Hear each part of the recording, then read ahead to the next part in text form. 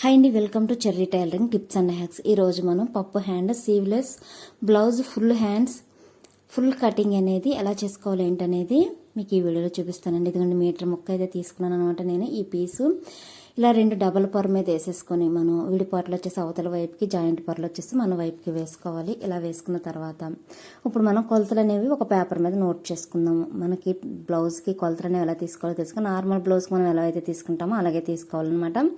ఇప్పుడు మనకి నడుము పొడవు వచ్చేసి నాకు 13 ఇంచుల వరకు వచ్చిందండి. పైన హాఫ్ ఇంచ్ కింద హాఫ్ ఇంచ్ ఖర్చు కలుపుకొని 14 ఇంచుల వరకు మార్క్ చేసుకుందాము. ఎక్కడ మీకు సోది కానీ సుత్తు కానీ లేకోకుండా క్లారిటీగా మీకు అర్థమయ్యే రీతిలో ఈ వీడియో అనేది చేశాను అనమాట. ఇప్పుడు షోల్డర్ మనం మార్క్ చేసుకుందాము. షోల్డర్ వచ్చేసి 5.5 అండి. మనం నార్మల్ బ్లౌజ్కి పెట్టినట్టే పెట్టాలన్నమాట. మరి ఎక్కువగా పెట్టేశారంటే షోల్డర్ అనేది జారిపోతుంది. 5.5 పెట్టాలి. ఇప్పుడు షోల్డర్ లెంత్ నెక్ లెంత్ అనేది మార్క్ చేసుకుందాం. షోల్డర్ లెంత్ వచ్చేసి 3 ఇంచీలు, నెక్ లెంత్ వచ్చేసి 2.5 వరకు పెట్టుకోవాలి.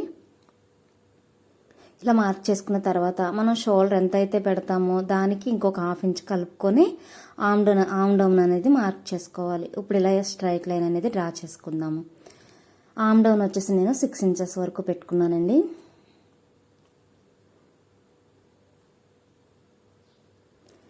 ఇక్కడ 6 ఇంచెస్ వరకు మార్క్ చేసుకోవాలి చంక డౌను. ఇలా మార్క్ చేసుకున్న తర్వాత దీన్ని కూడా ఇలా స్ట్రైట్గా మార్క్ చేసుకుందాము.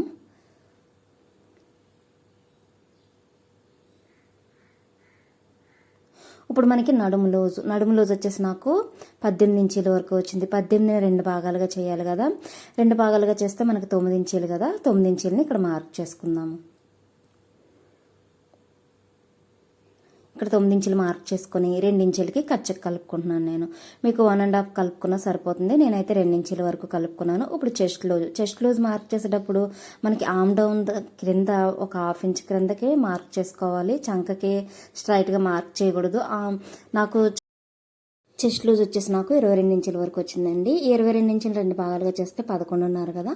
ఈ 11.5ని ఇక్కడ మార్క్ చేసుకుని 2 ఇంచుల వరకు ఖర్చుకి కలుపుకున్నాను నేను. వీటిని కూడా ఇలా స్ట్రైట్గా డ్రా చేసుకోండి.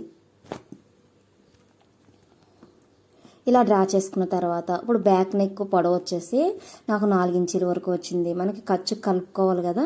పైన హాఫ్ ఇంచ్ క్రింద హాఫ్ ఇంచ్ కలుపుకొని నడుము పొడవు వచ్చేసి 5 ఇంచుల వరకు నేను మార్క్ చేసుకున్నాను. అలాగే చంక ఈ రౌండ్ వచ్చేసి హాఫ్ ఇంచ్ వరకు ఇక్కడ మార్క్ చేసుకొని ఇలా రౌండ్గా డ్రా చేసుకోవాలి. ఇప్పుడు బ్యాక్ నెక్ పొడవు కూడా మార్క్ చేసుకుందాం. బ్యాక్ నెక్ పొడవు వచ్చేసి నాకు ఖర్చులతో కలిపి 5 ఇంచుల వరకు వచ్చింది.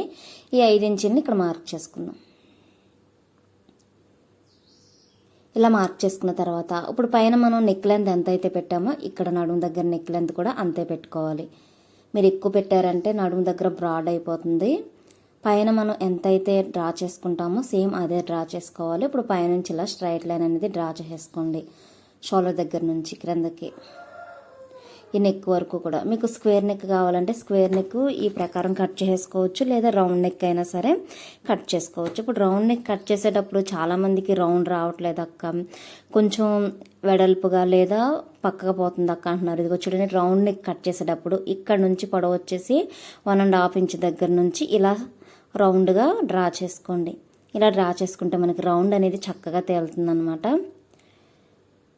ఇప్పుడు మనం బ్యాక్ మొత్తం కూడా ఇలా రౌండ్గా డ్రా చేసుకున్నాం కదా. ఇప్పుడు మనం కటింగ్ అనేది చేసుకుందాము. ఇదిగోండి, ఇక్కడ నెక్ దగ్గర నుంచి స్టార్ట్ చేసి మొత్తం కూడా చక్కగా కట్ చేసుకోండి. కొత్తగా టైలరింగ్ నేర్చుకునేవారైనా ఎవరైనా సరే ఈ కొలతలతో కనుక కట్ చేశారంటే బ్లౌజ్ అనేది అద్భుతంగా కటింగ్ అనేది వస్తుందన్నమాట. సీవ్లెస్ పప్పు హ్యాండ్ బ్లౌజ్ మొత్తం కూడా చూపిద్దామని ఈరోజు మీకు కటింగ్ వీడియో అనేది పెడుతున్నాను నేను. చాలా సింపుల్ అండి.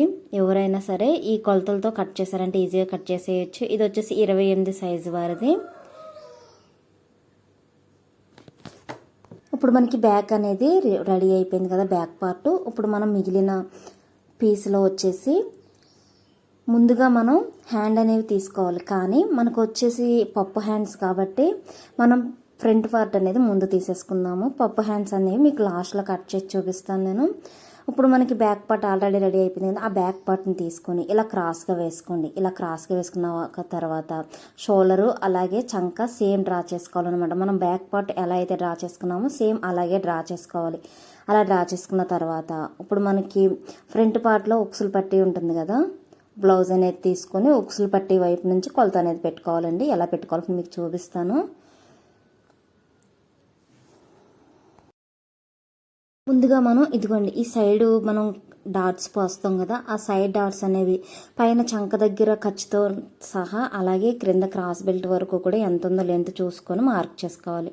ఇప్పుడు ఉక్సులు పట్టి తీసుకొని ఈ పై వైపున ఒక 1/2 ఇంచ్ వరకు వదిలేయండి. ఖర్చుకి వదిలేసి ఇక్కడ నుంచి ఇలాగ రౌండ్గా సాగదీయొద్దు, అది ఎలా ఉందో అలాగే మార్క్ చేసుకోవాలి. ఒక 1/2 ఇంచ్ పైకి మార్క్ చేసుకోండి. ఇలా మార్క్ చేసుకున్న తర్వాత దీని ప్రకారం ఇలా రౌండ్ అనేది డ్రా చేసేయండి.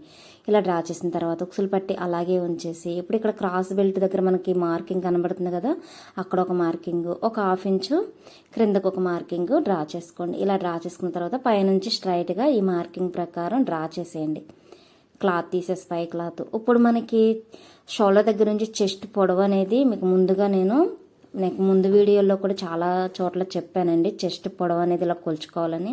ఆ పొడవు వచ్చేసి నాకు 12 ఇంచీల వరకు వచ్చింది.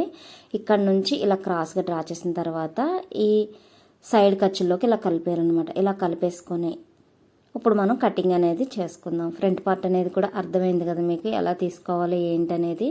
మీకు ఏమైనా డౌట్స్ ఉంటే కామెంట్ బాక్స్లో కామెంట్ చేయండి. ఈ డ్రా చేసుకున్న ప్రకారం మొత్తం కూడా ఇలా కట్ చేసుకోండి. ఇప్పుడు మనకి మిగిలిన క్లాత్లో పప్పు హ్యాండ్స్, సీవ్లెస్ హ్యాండ్స్ అనేవి ఎలా కట్ చేసుకోవాలి ఏంటనేది ఇప్పుడు మీకు ఈ వీడియోలో చూపిస్తాను. ఇప్పుడు ఈ మిగిలిన క్లాత్ అండి, ఇది డబుల్ పొర మీద ఉందనమాట. ఇంకొక పొర అనేది వేసుకోవాలి. మనకి 4 ఫోల్డింగ్స్ అనేవి వస్తాయి. ఇప్పుడు వీడియోలో చూపిస్తాను చూడండి. ఇదిగోండి 2 పొరలు ఉంది ఇది వచ్చేసి. ఇప్పుడు ఇంకొక మడత అనేది వేసుకోండి. ఇలాగా మనకు అప్పుడు 4 ఫోల్డింగ్స్ వచ్చాయి కదా, 2 హ్యాండ్స్కి వస్తాయి అన్నమాట. ఇలా వేసుకున్న తర్వాత ఇప్పుడు మనకి చేతి పొడవు వచ్చేసి ఎంత ఉందో ఒకసారి చెక్ చేసుకుందాం. చేతి పొడవు వచ్చేసి నాకు 9.5 వరకు వచ్చింది. 9.5కి పైన ఒక 1/2 ఇంచ్ కింద ఒక 1/2 ఇంచ్ కలుపుకొని 10 ఇంచుల వరకు నేను ఇక్కడ మార్క్ చేసుకుంటున్నాను. ఇక్కడ ఇటువైపున 10 ఇంచులు మార్క్ చేసుకున్న తర్వాత యువతల వైపున కూడా అదే 10 ఇంచులను మార్క్ చేసుకోవాలి. ఇలా మార్క్ చేసుకున్న తర్వాత ఇప్పుడు షోల్డర్ దగ్గర అలాగే మనకి చేతి లూజు వచ్చేసి 5 ఇంచీలు, అలాగే 2 ఇంచీలు వచ్చేసి ఖర్చుకు కూడా కలుపుకున్నాను. ఇప్పుడు షోల్డర్ దగ్గర మనం 1 ఇంచ్ వరకు మార్క్ చేసుకుందాము. చాలామంది 1 ఇంచ్ మార్క్ చేయకుండా షోల్డర్ దగ్గర నుంచి కరువు తీసేస్తుంటారు, అలా తీయొద్దండి. ఇది వచ్చేసి 28 సైజు వరకు కాబట్టి ఇక్కడ ఆమ్ డౌన్ వచ్చేసి 3 ఇంచీల దగ్గర మార్క్ చేసుకుని ఇలా స్ట్రైట్ లైన్ అనేది డ్రా చేసుకోండి. మనకి 28 కంటే ఎక్కువ ఉన్న వరకు 3.5 వరకు మార్క్ చేసుకుంటే సరిపోతుంది. 28 నుంచి 34 వరకు ఉన్న వారికి 3 ఇంచుల వరకు మార్క్ చేసుకుంటే సరిపోతుంది. ఇప్పుడు చంక రౌండ్ వచ్చేసి 8 ఇంచులు వచ్చింది కదా, 8 ఇంచులు ఇక్కడ మార్క్ చేసుకొని 1.5 ఇంచ్ నేను ఖర్చుకి కలుపుకున్నాను. ఇలా కలుపుకున్న తర్వాత స్ట్రైట్గా పైనుంచి ఇలాగా ఖర్చులకు కూడా డ్రా చేసుకోండి. ఇలా డ్రా చేసుకున్న తర్వాత ఇప్పుడు షోల్డర్ దగ్గర నుంచి కరువు అనేది ఎలా తీసుకోవాలో చూపిస్తాను చూడండి. ఇక్కడ 1 ఇంచ్ దగ్గర నుంచి మాత్రమే తీసుకోవాలి. షోల్డర్ దగ్గర నుంచి స్టార్ట్ చేసి తీసారంటే మీకు షోల్డర్ అనేది కిందకి డౌన్ అయిపోతూ ఉంటుందన్నమాట. మనకి షోల్డర్ దగ్గర చంక దగ్గర ఎక్కువ క్లాత్ అనేది మిగిలిపోతుంది. అలా చేయొద్దు. ఎప్పుడైనా 1 ఇంచ్ పెట్టుకుని అక్కడ నుంచి ఇలా కరువు అనేది తీసుకోవాలి. ఇప్పుడు పప్పు హ్యాండ్కి మీకు ఎలా మార్క్ చేసుకోవాలో చూపిస్తాను చూడండి. ఈ షోల్డర్ దగ్గర నుంచి పై వైపుకి 2 ఇంచీలు, 2.5, 3, మీకు తక్కువ కుచ్చులు కావాలంటే 2.5 సరిపోతుంది. అంటే చిన్న చిన్న కుచ్చులు అనమాట. ఎక్కువ కావాలంటే 4, 3.5 అలా పెట్టుకోవాలి. నేనైతే 3 ఇంచుల వరకు మార్క్ చేసుకున్నాను. అలాగే ఈ ఎడల్పు వచ్చేసి 3 ఇంచులు, పైన ఎడల్పు వచ్చేసి 3 ఇంచులు. ఇలా క్రిందకి ఇలా బాక్స్ లాగా డ్రా చేసుకోవాలండి. పైకి నేను షోల్డర్ దగ్గర నుంచి 3 ఇంచులు డ్రా చేశాను. ఈ పక్కన వెడల్పు వచ్చేసి 3 ఇంచులు, క్రిందకి వచ్చేసి 3 ఇంచుల వరకు డ్రా చేశాను. ఈ మొత్తం కూడా ఇలా బాక్స్ లాగా డ్రా చేసుకున్న తర్వాత యువతలకి ఇక్కడ నుంచి స్టార్ట్ చేసి 2 ఇంచుల దగ్గర ఒక మార్కింగ్ చేసుకుని ఇలా మార్కింగ్ చేసుకున్న తర్వాత చాలా సింపుల్గా ఎవరైనా సరే ఈ కొలతలతో కట్ చేయొచ్చు అనమాట. ఇక్కడ ఒక 1/2 ఇంచ్ వరకు మార్క్ చేసుకోండి. పైన షోల్డర్ దగ్గర 2 ఇంచులు మార్క్ చేసుకుని ఇక్కడ నుంచి ఇలా రౌండ్ తీసుకుంటూ మనం కింద 1/2 ఇంచ్ వరకు మార్క్ చేసుకున్నాం కదా, అందులో నుంచి ఈ కింద డౌన్ 3 ఇంచుల దగ్గరికి ఇలా కలిపేయండి. ఇలా కలిపేశారంటే మనకి సీవ్లెస్ పప్పు హ్యాండ్ బ్లౌజ్ అనేది చక్కగా కటింగ్ ఈజీగా వచ్చేస్తుంది అనమాట. మనం వేరే కొలతలు పెట్టుకునే పని లేదు, ఎక్స్ట్రా మార్క్ చేసుకునే పని లేదు. ఇది వచ్చేసి కుచ్చులకు అనమాట. పైన షోల్డర్ దగ్గర చిన్న మార్కింగ్ పెట్టుకున్న తర్వాత ఇప్పుడు ఈ పార్ట్స్ని ఇదిగో చూడండి, ఇక్కడ కూడా చిన్న మార్కింగ్ అనేది పెట్టుకోండి. ఇలా పెట్టుకున్న తర్వాత ఈ పార్ట్స్ని ఇలా విడదీసేయండి.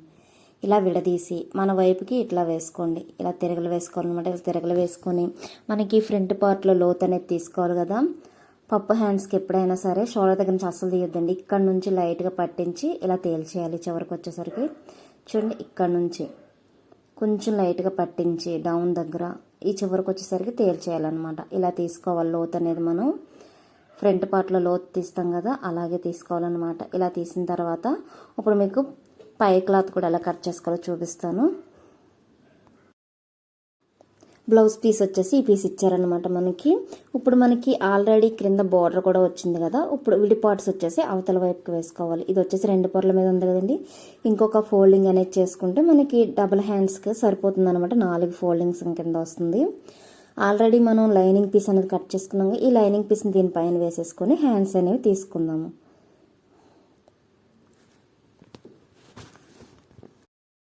పప్పు హ్యాండ్స్ బ్లౌజ్ కట్ చేయాలంటే చాలామంది కొలతలో ఏమేమి పెట్టాలో తెలియక చాలా గాబరా పడిపోతుంటారు. ఏం అవసరం లేదండి, ఏం కంగారు పడిన అవసరం లేదు. ఇలా సింపుల్గా ఈజీగా కట్ చేసేయచ్చు అనమాట. ఎవరికైనా సరే పర్ఫెక్ట్గా కుదురుతుంది. దీని ప్రకారం మొత్తం కూడా ఇలా కట్ చేసేసుకుందాం.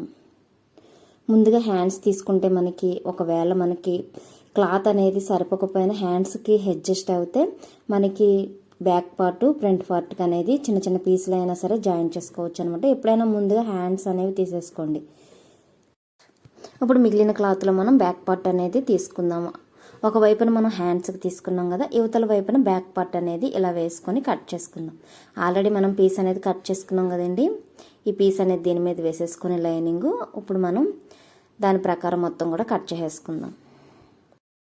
ఈ కొలతలతో ఈ ట్రిక్స్తో ఒకసారి ట్రై చేయండి. ట్రై చేసి ఎలా వచ్చింది ఏంటనేది కామెంట్ బాక్స్లో కామెంట్ చేయండి.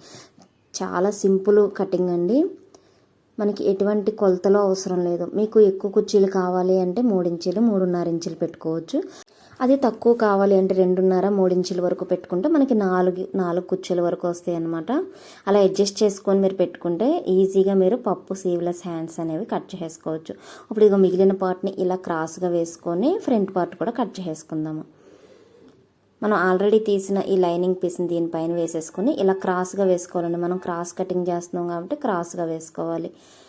అదే మీరు మామూలు కటింగ్ అయితే స్ట్రైట్గా వేసుకుంటే సరిపోతుంది. దీని ప్రకారం మొత్తం కూడా కట్ చేసి ఇప్పుడు ఇలా వేసేసిన తర్వాత ఏమైనా డౌట్స్ ఉంటే కామెంట్ బాక్స్లో కామెంట్ చేయండి. అలాగే నా వీడియో నచ్చినట్లయితే లైక్ చేయండి, షేర్ చేయండి, నా ఛానల్ని సబ్స్క్రైబ్ చేయండి. అలాగే కొత్తవారు ఎవరైనా చూస్తున్నట్లయితే బెల్ ఐకాన్ ప్రెస్ చేసి అందులో ఆల్ అనే బటన్ ఉంటుంది. ఆ బటన్ ప్రెస్ చేసినట్లయితే నా నోటిఫికేషన్స్ అన్నీ కూడా మీరు చూడొచ్చు. Thank you. ఇప్పుడు మనకి సీవ్లెస్ పప్పు హ్యాండ్స్ బ్లౌజ్ అనేది ఫుల్ కటింగ్ వచ్చేసింది కదా, మీరు కూడా ట్రై చేయండి.